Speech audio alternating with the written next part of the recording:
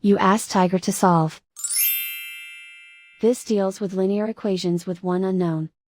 The final result is x equals 21. Let's solve it step by step.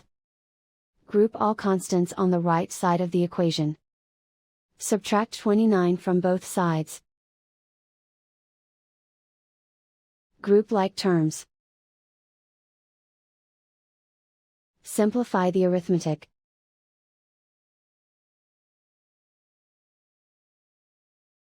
Convert the x into a positive number. Multiply both sides by -1.